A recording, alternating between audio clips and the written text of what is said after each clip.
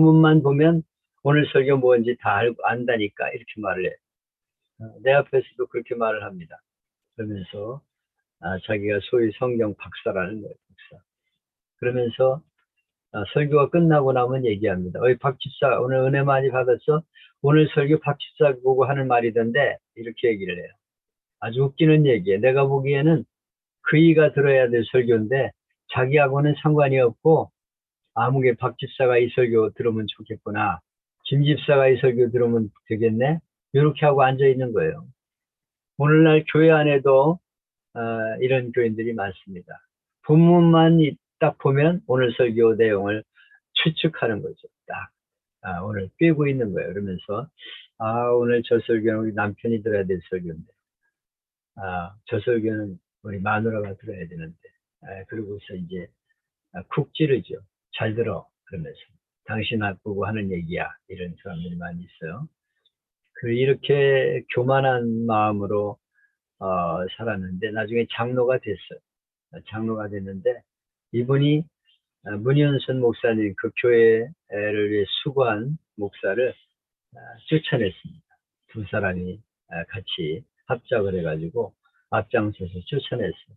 그래서 교회를 새로 짓고 나서 이분을 쫓아내가지고 딸이 목회하는 강원도 가가지고 살다가 사모님이 돌아가셨는데 교회 안에는 이렇게 성경을 꿰뚫는 사람들이 많이 있어요.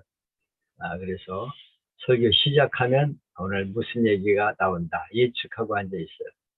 설교를 수도 없이 많이 들어 성경을 꿰고 있습니다. 또 전도하다 보면 교회 다니다 중단한 사람 중에 성경 박사들이 많아요. 자기가 다 안다는 거예요. 성경 다 압니다. 다. 그래서 뭐 선악과 얘기, 홍해 이야기, 동정녀 마리아 얘기, 전도자를 공격할 레퍼토리가 수도 없이 많아. 그래서 선악과를 하나님이 주셔서 그거 따먹어 가지고 죄를 지어서 쫓겨난다는데 그럼 하나님 왜 선악과를 만들어 놨습니까? 하나님이 다 알고 계실 텐데 왜 선악과를 만들어 놨냐고요? 그러면서 아주 반박을 하는 사람들이 있어요. 그리고 뭐 홍해바다 말이 안 되는 소리죠. 어떻게 바다가 갈라집니까? 그게 말이 됩니까? 이러면서 공격을 해요. 그건 참 대답하기가 어렵잖아요. 또 동정녀 마리아 얘기. 아니 처녀가 아기를 낳았다면서 어디 그런 일이 있을 수 있습니까? 이러면서 전도자를 공격해. 이렇게 공격할 레퍼토리를 갖고 있어요. 어떤 분은 교회 안 나오는 남편이 교회 안 나오는 남편 아내 보고 야 내가 너보다 성경 많이 한다 이렇게 큰 소리를 쳐요. 그러나 미안한 말이지만 그들은 다 가짜들입니다. 성경을 많이 아는 것은 안 되는 거예요. 왜냐하면 예수님께 경배하지 않기 때문에 정말 나를 구원하신 주님께 무릎을 꿇고 진심을 다해서 감사합니다. 경배하지 않기 때문입니다. 오늘도 성경 많이 한다면서 진심으로 예수님을 경배하지 않는 사람은 다 가짜들이에요. 오늘날 교회 안에서 이런 가짜들을 우리가 진짜로 만드는 일에 주력을 하셔야 됩니다. 나가서 전도하는 것도 중요하지만요. 지금 가짜들이 앉아가지고 판단하고 앉아있는데 그들을 어떻게 변화시킬 것인가, 복음으로 변화시킬 것인가를 항상 신경을 쓰셔야 됩니다. 교회 안에 불신자들이 많다. 그래서 그 교회 안에 불신자들을 찾아내가지고 그들이 예수님을 진심으로 따르도록 그렇게 이끌어주는 것이 교회의 책임입니다. 그대로 살다 죽으면 안 된다니까요. 나가서 전도하는 것과 함께 교회 안의 불신자들 그들에게 복음을 전하는 일을 우리 목사들이 해야 합니다. 그리고 셋째는 헤로당이죠. 그는 예수님이 유대인의 왕이라는 말을 듣고 위협을 느껴서 예수님 어디서 태어나는지 경배를 하고 나한테 알려주시오 이렇게 말을 했는데 박사들이 꿈에 천사의 지시를 받고 자기한테 안 오고 도망을 치니까 예루살렘 근처에 3살 아래 어린 아기들을 모조리 죽였다고 기록을 하고 있어요. 그러니까 자기 이익을 위해서라면 무참하게 사람들을 해치는 그런 인물이죠. 7절로 8절에 나옵니다. 헤롯의 잘못된 욕망은 수많은 아이들의 죽음을 초래했죠. 메시아의 탄생에 기쁨과 축복이 넘쳐야 되는데 슬픔과 애곡이 넘치게 되었습니다.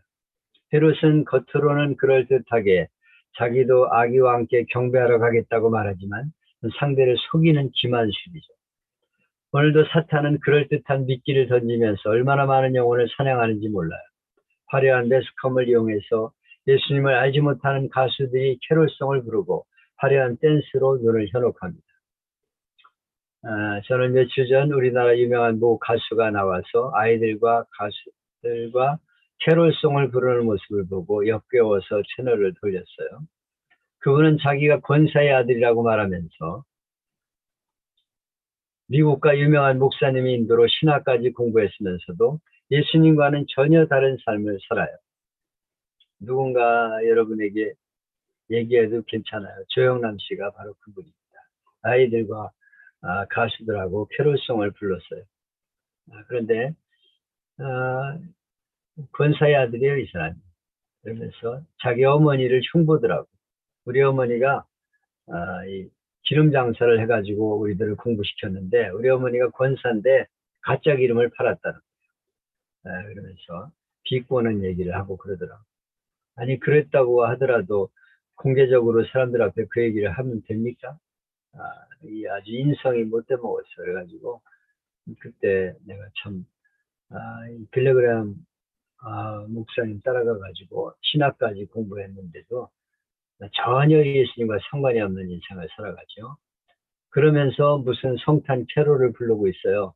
나와가지고 애들하고 같이 성탄 캐롤송을 부르는 걸 보면서 역겨웠어요. 만왕의 왕, 인류를 구원할 메시아의 탄생에 수많은 사람이 죽어갔던 사실이 놀라울 일이죠. 세상은 성탄절을 상업적으로 이용합니다. 오늘 헤롯 대왕처럼 많은 영혼을 죽이는 그런 인물들이 많이 있어요. 자기의 목적을 위해서 술집을 열고 파티를 열고 무슨 클럽을 만들어 가지고 꽁깡 해가지고 수많은 영혼을 살육하는 그런 인물들이 이 땅에 있습니다. 거리에 보면 성탄트리가 눈부시고 경쾌하고 즐거운 캐롤송이 발걸음을 재촉합니다. 이 분위기에 취해서 수많은 학생과 젊은이들이 성탄절의 참 의미를 잃어버린 채 거리로 몰려나와요. 거리에는 취객들이 넘쳐나고 곳곳에 음란과 폭력과 온갖 죄악이 난무하고 있습니다.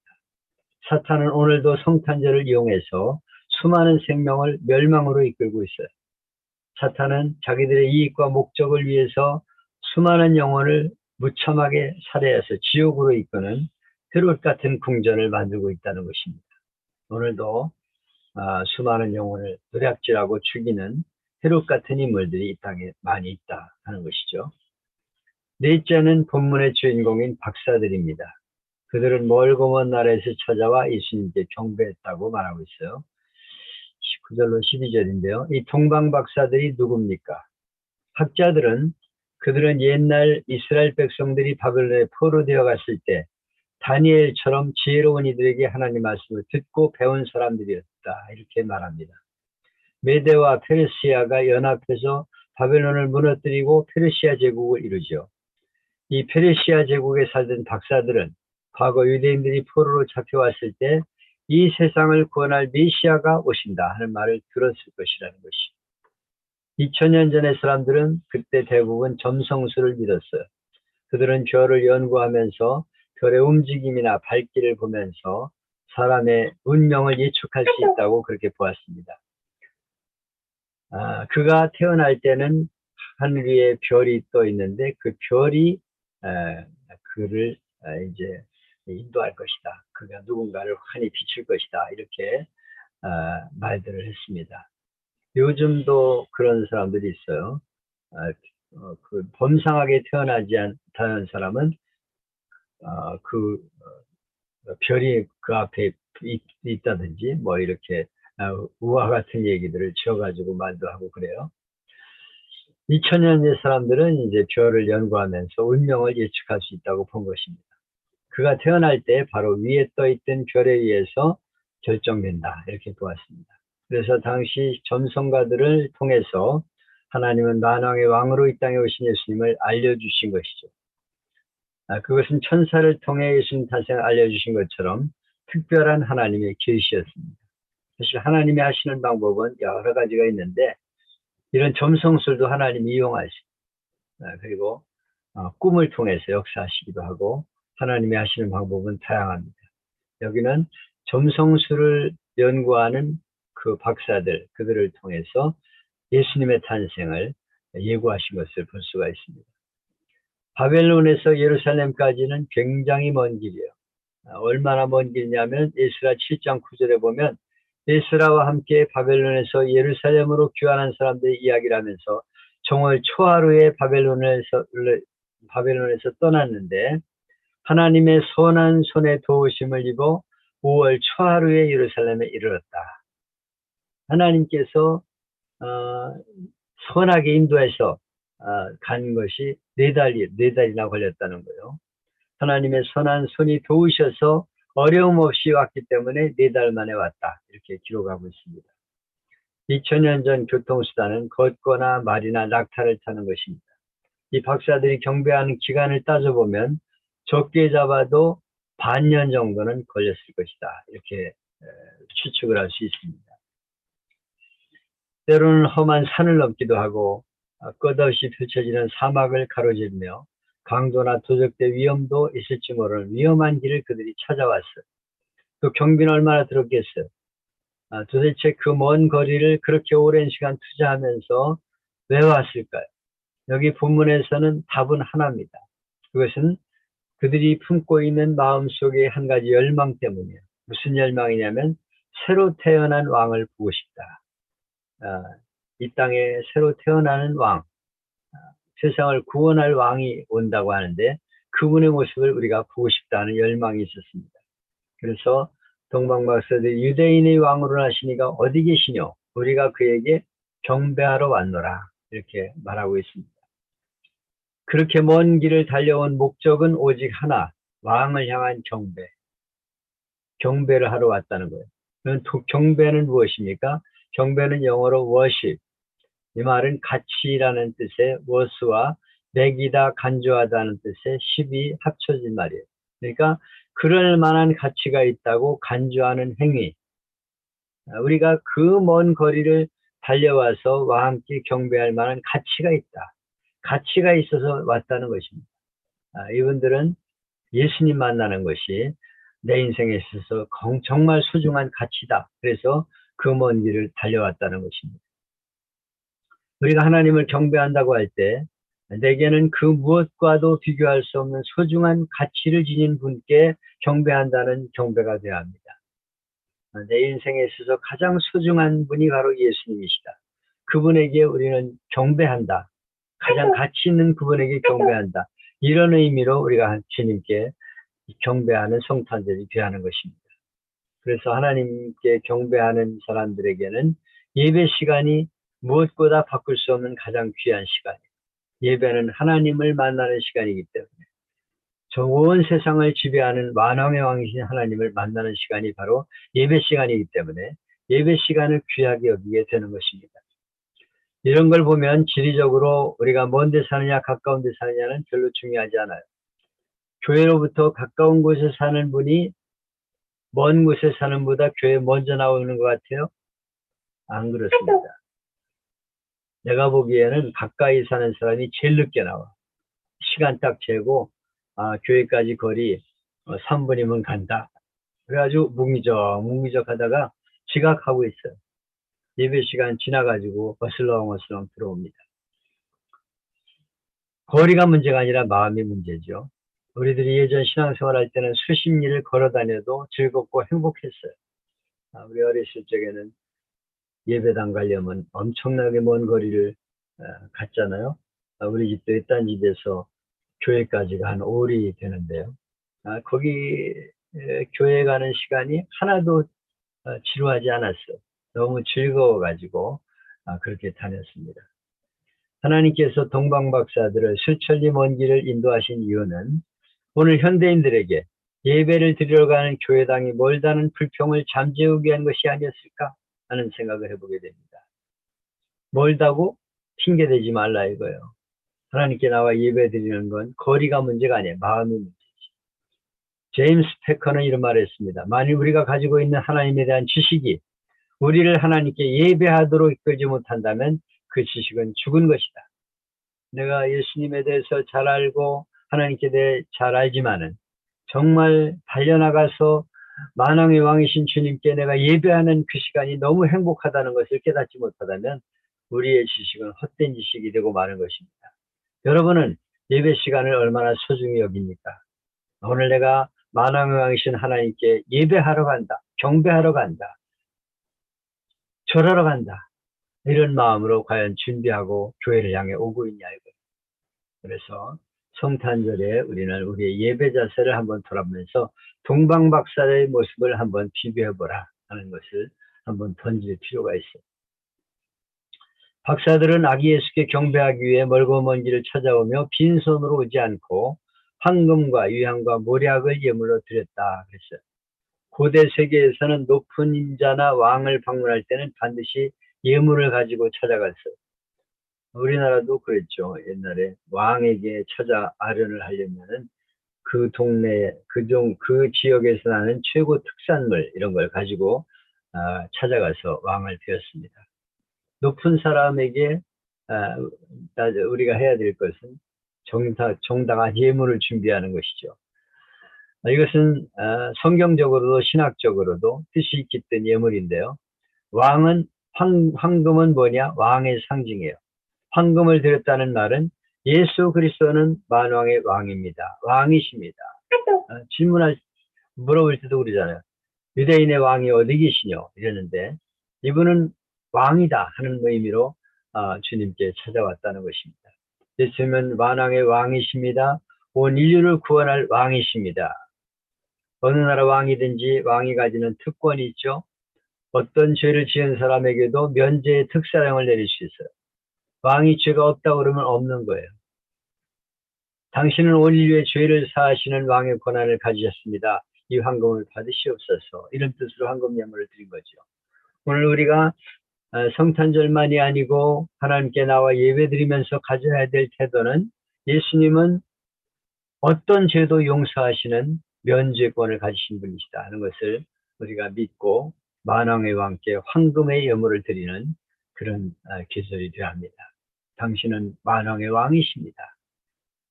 당신이 특사를 내리면 어떤 죄인도 용서받을 수 있습니다.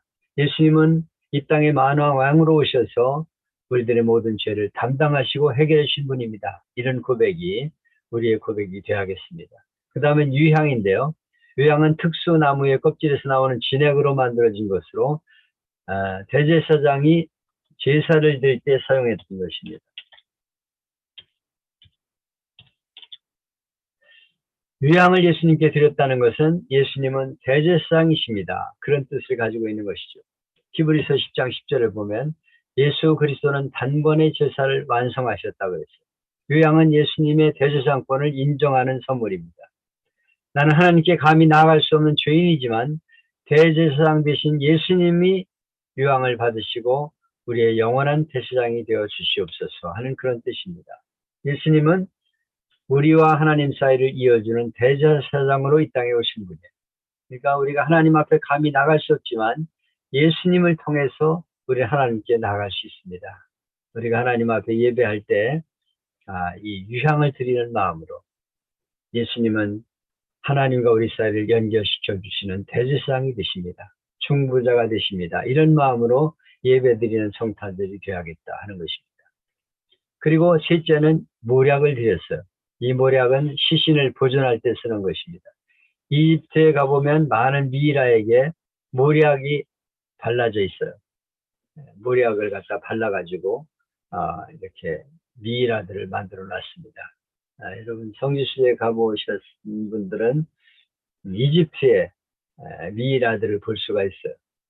가보면은 그때 당시 왕이라고 그러는데 한 70cm나 될까 이렇게 쪼그러 있어요. 그러니까 말린 북어예요. 북어. 북어가 바로 미이라입니다. 미이라. 그래서 겉에다가 계속 모략을 바르고 또 바르고 그래가지고 꼭 동태 같아요. 명태, 북어 같아요.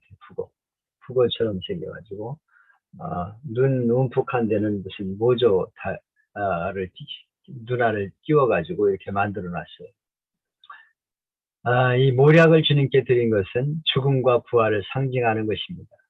예수님은 우리의 죄를 위해 죽으시고 부활하셔서 우리를 영원한 나라로 인도하신 분이십니다. 이렇게 몸에 발라서 그리스도의 영원성을 나타낸 것이다. 영원히 죽지 않고 썩지 않는 생명의 진리를 당신이 가지고 오셨습니다.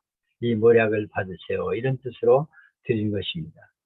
이 동방박사들이 예물을 통해서 예수님의 사역을 보여주고 있어요. 우리 예수님은 죽음을 이기고 부활하셔서 우리에게 영원한 생명을 주신 분이십니다 하는 고백이 우리 성탄절에 우리들에게 있어야 합니다.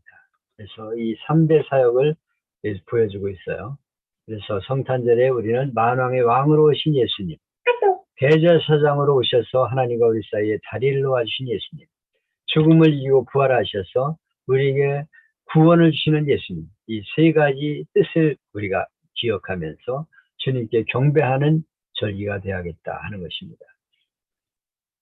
예수님은 만왕의 왕이시죠. 왕이신 예수님을 만난다는 것, 그것은 세상에 무엇보다도 영광스러운 일입니다. 옛날에는 백성 임금 한번 만나보는 게 일생일대의 영광이었어요. 하물며 만왕의 왕이신 예수님을 만날 수 있는 것이 얼마나 큰 영광입니까? 만왕의 왕이신 주님을 내가 오늘 만납니다. 이런 마음으로 성탄절을 지키고 하나님 앞에 예배를 드리는 것이죠. 야사에 나오는 얘기인데요. 조선시대 성종임금은 심성이 너그럽고 인자한 분이었다고 합니다. 13살의 임금이 되어서 처음에는 너무 어리다는 이유로 세조비가 정의대비가 수렴청정을 했는데 영특하고 마음이 고와서 대비가 수렴청정을 그만두고 왕으로 세웠어요. 이 성종은 나라 일로 바쁘면서도 가끔 틈을 내서 평상복 차림으로 백성들을 둘러보곤 했습니다. 한 번은 달이 밝게 튼 어느 날 밤 평상복으로 종로거리를 지나가다가 광통교 다리 아래에 초라한 차림을 한 시골 사람만이 앉아있는 걸 보았어요. 성종 임금이 다가가서 당신은 누구시오? 이렇게 물었어요. 그가 말합니다. 저는 경상도 홍해 땅에서 온 김희동이라는 사람이옵시다.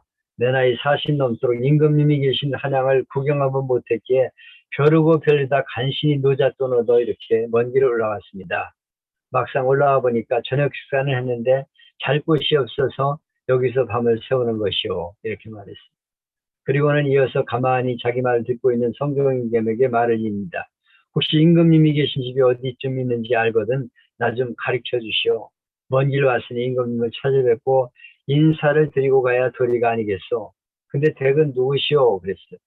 성종임금은 기특한 생각이 들어서 시치미를 떼고 말합니다. 나는 동관굴에 사는 이첨지란 사람이요. 임금 계신 곳을 알기는 하지만 거기는 아무나 들어갈 수 있는 곳이 아니요. 근데 임금을 배웠고 무슨 말을 하려고 하는 거요? 그러니까 김희동이 웃으면서 말합니다. 뭐 특별한 간청이 있는 건 아니고요. 다만 임금이 어지고 착해서 백성들이 걱정 없이 살게 되니 고마워서 인사나 여쭙다는 것이지요. 고마운 마음에 우리 고향에서 나는 해삼과 전복을 좀 가져왔는데 한 끼 반찬이나 하시라고 드릴 참입니다. 성종임금은 그 사람에게 임금님을 만나볼 수 있도록 내가 알아보겠다. 그리고 동행한 신하의 집에 가서 하룻밤 자도록 배려를 해주었습니다. 다음날 성종이 전날 저녁에 입었던 옷을 입고 신하의 집으로 갔어요. 김희동이 반갑게 맞이하면서 그래 임금님을 배울 수 있습니까? 이렇게 물었어요. 성종 임금이 시치미를 떼면서 그게 좀 어려울 것 같소. 벼슬 없는 사람은 임금님을 뵐 수 없는 게 이 나라의 법이라고. 하지만 내게 버슬 한 자리를 말해보구려 내가 힘 좀 써버리다. 김희동은 풀이 죽어서 말합니다. 나 같은 무식한 놈이 무슨 벼슬 할 수 있겠어요. 우리 동네 박충이라는 사람이 있는데 그 충이 벼슬을 참 좋습니다. 하지만 이첨지가 어떻게 내게 그런 벼슬을 줄 수 있겠습니까? 나는 그냥 들어갈 수밖에 없겠어요. 그러니까 성종 임금이 하루만 더 기다려 보시고요. 내가 어떻게 힘 좀 써버리이다. 그리고 궁궐로 돌아갔어요. 이튿날 성종은 이조 판서에게 명령을 내려서 김희동에게 충이라는 벼슬을 내려줍니다. 그리고 옷을 갈아입고 입히고 궁궐로 입궐하도록 했어요. 이윽고 김태동이 보고 싶던 궁궐로 들어서 임금께 인도가 되었죠. 감히 얼굴도 들지 못하고 임금께 절하고 꿇어 엎드려 있는데 용상에서 임금의 준엄한 음성이 들립니다. 네가 임금을 뵙고자 한다니 얼굴을 한번 들어보거라. 내가 임금이니라. 김희동의 얼굴을 들어서 임금을 보고 깜짝 놀랍니다. 아니 이 첨지가 어찌 그 자리에 앉아 계시오? 지금 날 놀리는 거요? 청정임금이 자상하게 그동안 일을 설명해 주었습니다. 김희동은 임금의 은혜에 감동하면서 충의벼슬을 받고 시골로 돌아갔다고 합니다. 재미있는 얘기죠. 마찬가지로 동방박사를 만나주신 만왕의 왕이신 예수님은 오늘도 간절한 마음으로 찾고 찾는 사람을 만나주시는 분이시다 하는 겁니다. 여기 10절에 보면 저희가 별을 보고 가장 크게 기뻐하고 기뻐하더라. 여기서의 기쁨은 그동안 누렸던 기쁨 중에 최고의 기쁨을 누렸다 그런 뜻이에요. 동방박사들이 별이 나타난 걸 보고 가장 크게 기뻐하고 기뻐하더라. 그들은 예수님을 만나보면서 만왕의 왕이신 예수님을 만나고 가장 큰 기쁨을 누렸어요. 우리가 살아가면서 기쁜 일들이 많이 있지만 예수님을 만나 예배드리는 것이 가장 큰 기쁨이라는 것을 알아야 합니다. 하나님께 나가 예배드리고 하나님께 찬송을 드리고 기도하고 하나님을 만날 수 있다는 것. 이 땅에 우리를 구원하러 오신 예수 그리스도 그분을 만날 수 있다는 것이 오늘 교회 예배예요. 이것이 과연 우리의 가장 큰 기쁨이 되느냐 하는 것입니다. 예수님 이름만 들어도 기쁘고 어깨춤 덩실 추고 신바람이 나는 사람이 그리스도인입니다. 박사들처럼 우리도 예수 탄생을 기뻐하고 기뻐해야 됩니다. 예수님을 찬양하고 예배드리는 일이 기쁘고 기뻐해야 됩니다.